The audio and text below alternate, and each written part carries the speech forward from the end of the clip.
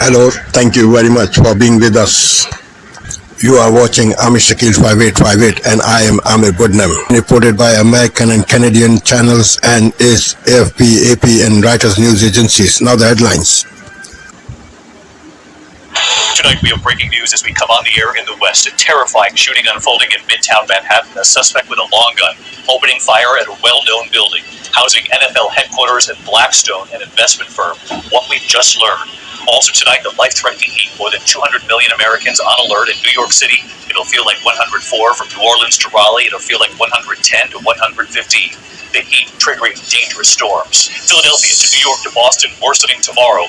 New York City tonight and its heat emergency plan now in effect. And tonight, now triggering dangerous storms.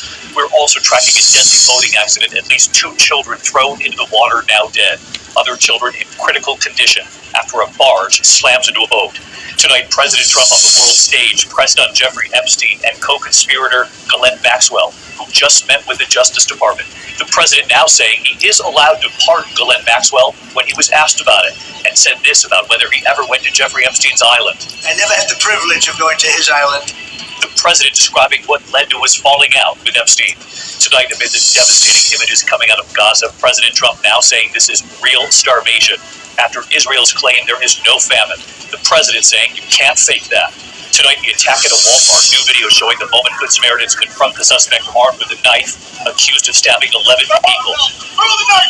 Authorities tonight revealing who he appeared to target. Former NFL star turned college football coach Deion Sanders, emotional today, revealing his battle with cancer and what he's now saying tonight about it all. Also, your health tonight, the new study on Alzheimer's, how you can slow the decline with some very simple steps. From ABC News World Headquarters. All right, Alexis, thank you. Tonight we bring back retired NYPD officer Bill Stanton is with us. Bill, let's get your take. Well, we see it again. And there's talk of more police officers, there's talk of, more omnipresence, and I definitely agree with much of what Paul and Nicole were saying. But we need to deputize ourselves. Sean, let's take you as an example. My understanding is you train really hard in MMA. I'm guessing you train with your firearm as well. We each need to empower ourselves not to be a victim. Bystander apathy is what occurred, is the term used as this gentleman walked, this freedom walked with a long gun down the street. No one said anything. I'd be curious to see how many 911 calls were made. We need to empower ourselves, deputize ourselves. If you would have seen that person, I guess you would have acted a lot different, as would have I. These businesses that have security in the lobbies, there's a knee-jerk reaction. They may enhance it, but they do a cost-benefit analysis, and it'll go right back to the same. Only when we respect police officers, when respect is given back to the police officers, when we end this defund the police, when we end these sending in therapists or counselors, will people respect and, yes, be slightly afraid that I might get taken out before I do anything. We see this perpetrator, this sicko, as well as criminals all over Manhattan, all over the country, not respecting the law, feeling they can do what they want. Only when we collectively push back, fight back, and act will this lessen and hopefully stop. Yeah, it's sad. I do think people need situational awareness, and if you see something, say something. Make the phone call the police, try and get on top of it. Guy walking through the streets with a rifle, that's a moment you need to call the police. Bill Stanton, we appreciate it. Thank you, sir. Hey, Sean Hannity here. Hey, click here to subscribe to Fox News YouTube page and catch our hottest interviews and most compelling analysis. You will not get it anywhere else.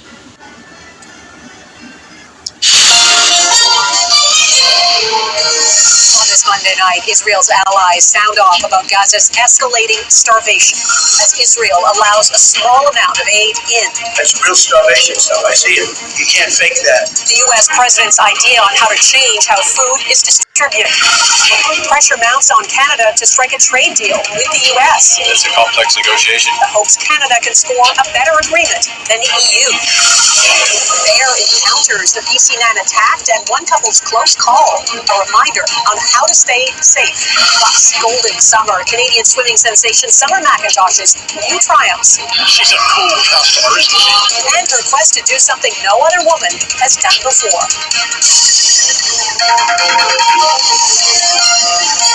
Global National with Donna Friesen. Good evening and thanks for joining us. Under intense pressure from abroad and at home, Israel agreed to pause attacks on Gaza for a few hours today and allow in a minimal amount of aid. And for the first time, the American president, Israel's strongest ally, acknowledged Palestinians are starving. Some aid is being airdropped into Gaza, but it's a fraction of what's needed. Multiple aid organizations and human rights groups have warned the levels of malnutrition are alarming. Yet Israel's prime minister says it is a bold-faced lie to accuse Israel of conducting a campaign of starvation in Gaza. Today, the U.S. president, meeting with the British prime minister, was asked if he agreed. Based on television, I would say not particularly, just those children look very hungry. It's an absolute catastrophe. Nobody wants to see that. I think people in Britain are revolted at what they're seeing on their screens. And it's those images that are pressuring international leaders to act and try to force Israel to allow humanitarian aid agencies back into Gaza before more Palestinians die from hunger. Redmond Shannon has our top story tonight.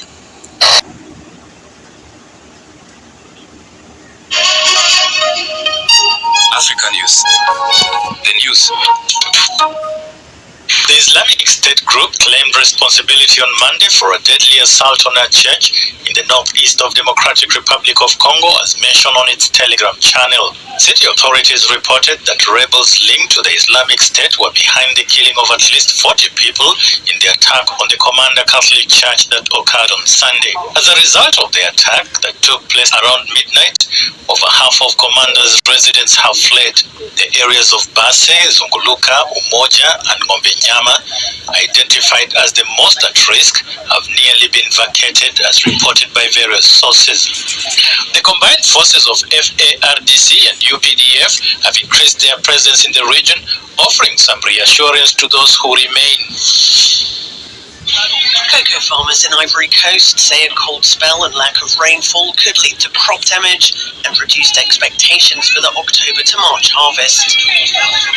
Rainy season in the West African country officially runs from April to mid-November. During that time, rains are usually heavy, but this year farmers across the country say their plants aren't getting enough moisture. Last week, the centre-western region of Deloa got just 0.9 millimetres of rain, 18.5 millimetres below average. Combined with overcast skies and low temperatures, the lack of rain could cause flowers and pods to dry out and fall. Limited sunshine may increase the risk of disease in cocoa plantations. Ivory Coast is the world's top cocoa producer, and its sector plays a crucial role in the global supply chain. But declining production poses a threat to its dominance and to the livelihoods of its farmers.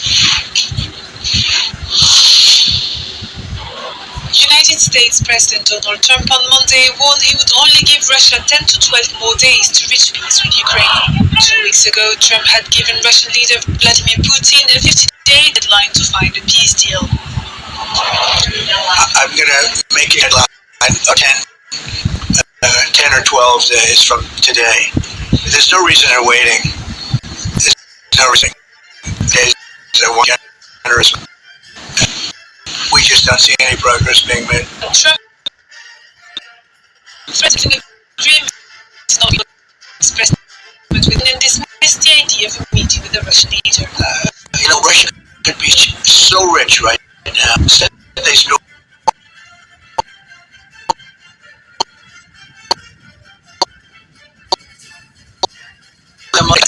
was going to, but every time it's going to end, 7 missiles at Ukraine overnight. Spirits were high among Thai evacuees in the country's Surin province after they heard the news of a ceasefire agreement between Thailand and Cambodia on Monday. The two countries agreed to an immediate and unconditional ceasefire from midnight after 5 days of deadly water clashes. I'm happy about that and feeling a bit relieved. We in the North people who had to leave home would all be happy to be able to go back home. When we saw home, there are many small things I'm worried about, like livestock and rice fields. I don't know what might have happened to them. I want to go home, so I'm happy. I also I want them to be safe like us. The fighting began on Thursday and has killed at least 35 people and displaced more than 260,000 people on both sides. I'm very happy to hear that I will be able to go back home, because living here is not very comfortable. Toilets and bathrooms are not very good. Mr. Hood said he hoped displaced people could soon return home.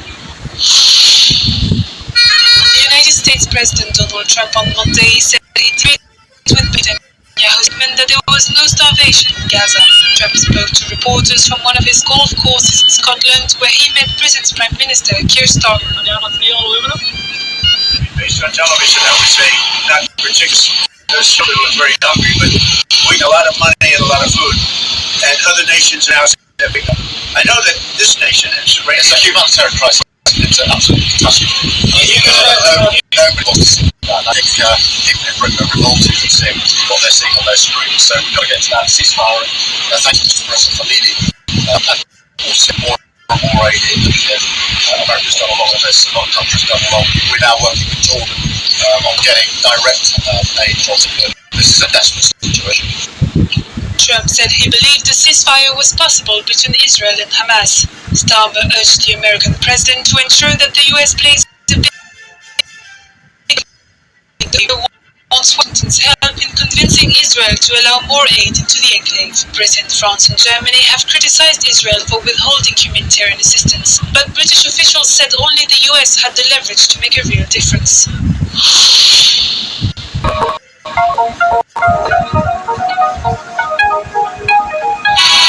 Stay connected with Africa with the Africa News app.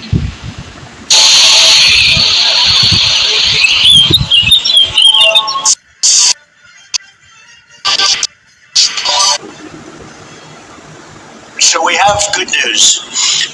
We've reached a deal. A deal with Europe to head off 30% U.S. tariffs. But still no deal to end the war in Ukraine. There's been everything on CBS News headquarters in New York. This is the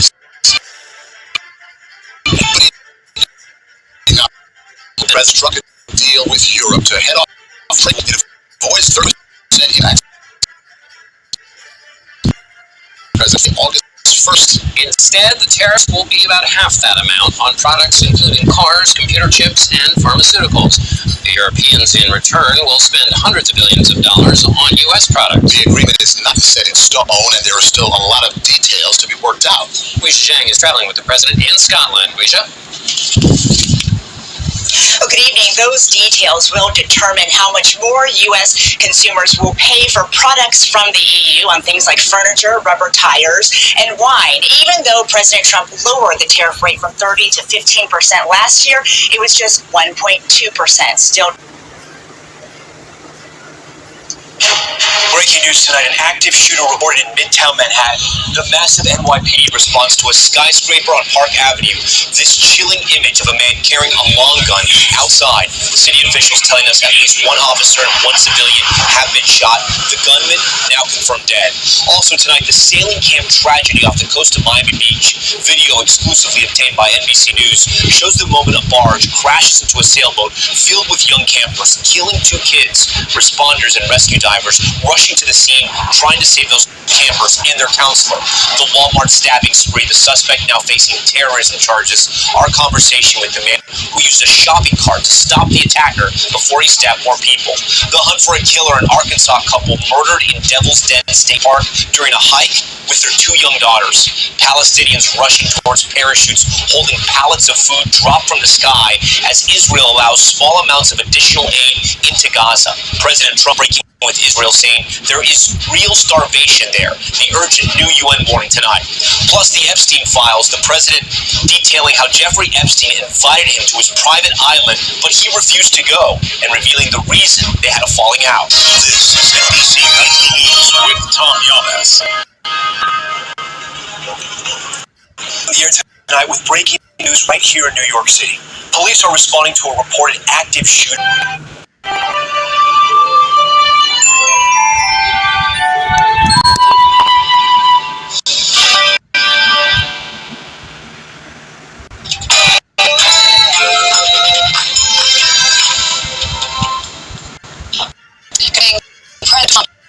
Minister Keir Starmer how to meet the threat for a crisis. You know, politics is pretty simple. I assume there's a thing going on between you and Nigel. It's so important. But generally speaking, the one who cuts taxes the most, keep us safe, keep us out of wars, no crime, immigration component. Well, as Keir Starmer looks on as the president took London Mayor's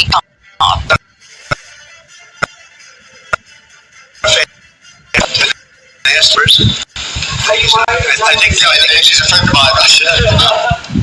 And then rest also Keir Starmer, the PM, is straight back to London as cabinets recalled from recess for an emergency meeting on the Gaza crisis. Here's what Donald Trump had to say on the worsening humanitarian situation. We're going to set up food centers. We just took in trillions of dollars. We have a lot of money. We're going to spend a little money on some food. That's real starvation stuff. I see it. And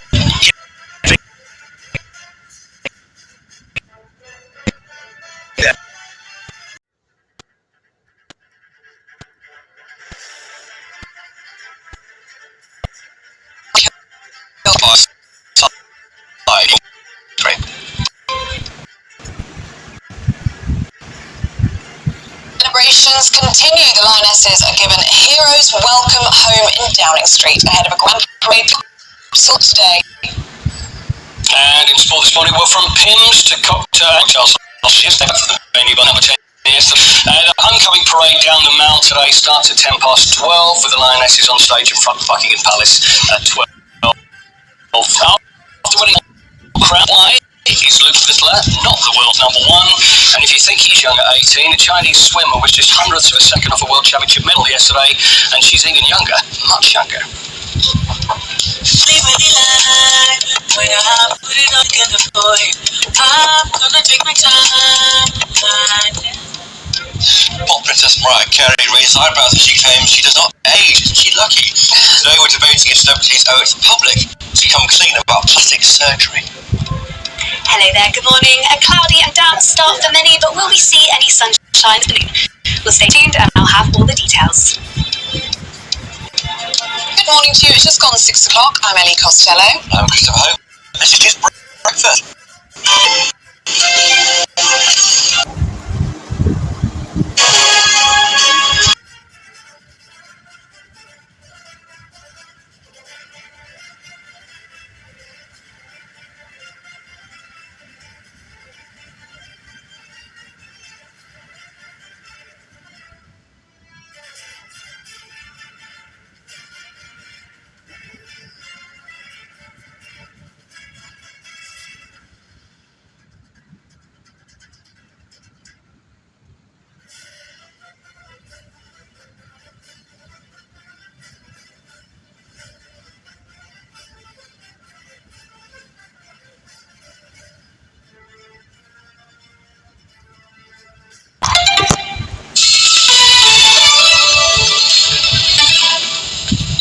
This is DW News, and these are our top stories. The ceasefire between Thailand and Cambodia is in effect, seeking to end 5 days of deadly border clashes. The deal was reached after Malaysia hosted talks between both sides, but Thailand accuses Cambodia of violating the truce. The conflict has killed dozens of people and displaced up to 300,000. At least 5 people are dead after a gunman opened fire inside a Manhattan skyscraper. Those killed include a police officer and the suspected shooter. One person was seriously injured. People scrambled for the exits to escape the shooter, who was armed with an automatic rifle. US President Donald Trump says he's giving Moscow less than 2 weeks to reach a peace deal with Ukraine or face a new round of sanctions. Trump said he was very disappointed with Russian efforts to reach a deal and is no longer interested in talks with President Vladimir Putin. This is the newsroom. You'll find more on our website at d.com.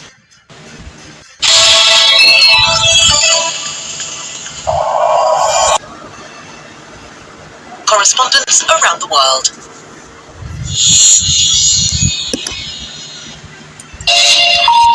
This is Daybreak here on France 24. Stuart Norval, the headlines today. The Israeli Prime Minister Benjamin Netanyahu admits the situation in Gaza is difficult after he earlier claimed at the weekend that there is no starvation in Gaza. In response after earlier Donald Trump said Israel has a lot of responsibility for what is happening. Talks by correspondent Natalie Polsky. She'll join us from Jerusalem shortly. Heavy rain in the Chinese capital Beijing kills 30 people and prompts the authorities to evacuate 80,000. Intense rainstorms pummeling swathes of North China. And Ukraine's President Volodymyr Zelensky thanks Donald Trump for his focus on saving lives after Trump set a new, much shorter deadline of 10 to 12 days for Russia to make progress in ending the war in Ukraine.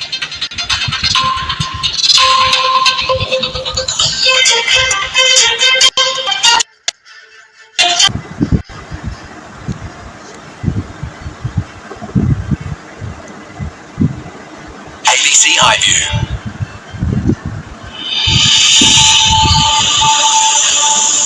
Today, the US president increases pressure on Russia, giving Vladimir Putin less than 2 weeks to initiate peace talks with Ukraine.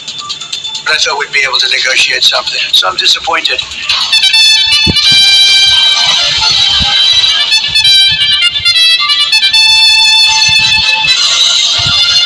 Also ahead, the UN warns the aid getting into Gaza isn't enough to stop the starvation crisis. A Queensland childcare worker charged with torture as the Victorian Parliament considers further safety reforms. And bank customers charged excessive fees set to share in $60 million worth of refunds.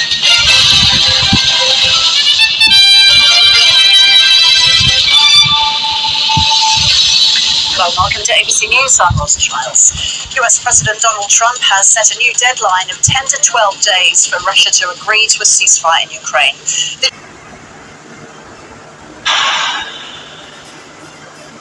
This is Asia Now.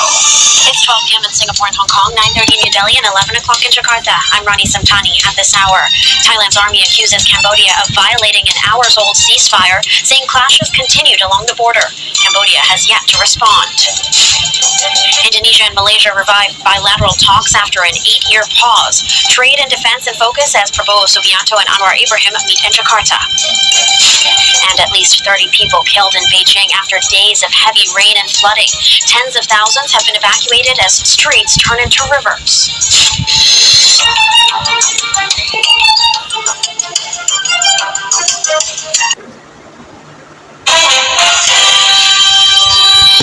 Good evening, I'm Amna Navaz. Jeff Bennett is away. On the NewsHour tonight, airstrikes kill more people in Gaza, even as Israel promises pauses in the fighting to let food reach a starving population.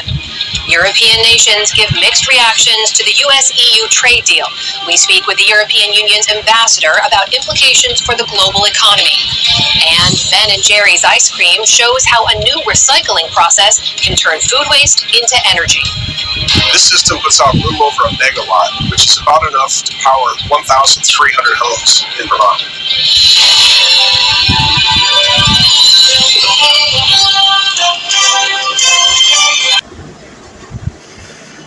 Welcome to Democracy Now!, democracynow.org, the War and Peace Report. I'm Amy Goodman.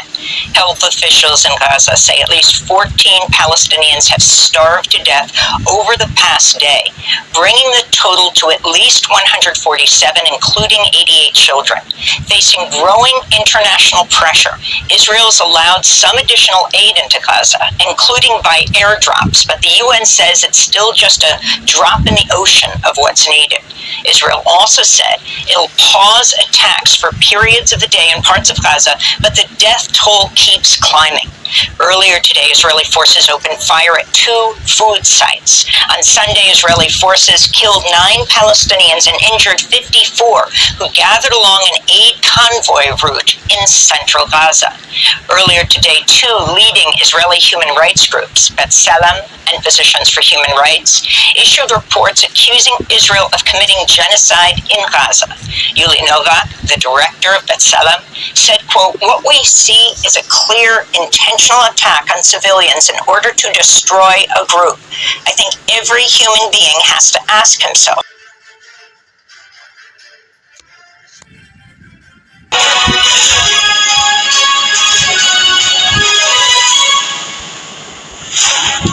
Good morning, it's 6 o'clock on today's show. At least 4 people are shot dead at a Manhattan office building in New York.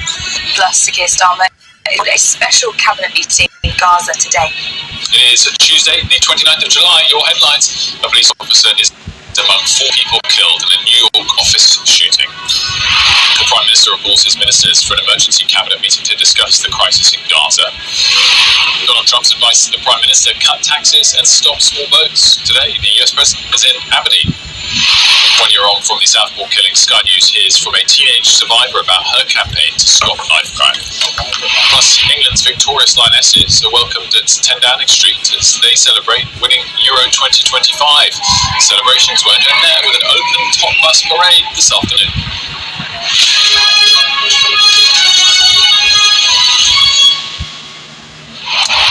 A very good morning to you. At least 4 people, including a police officer, have been shot dead at an office building in New York. The building in Midtown Manhattan houses several major businesses, including the headquarters of the knife-inflicted wound. Chaos and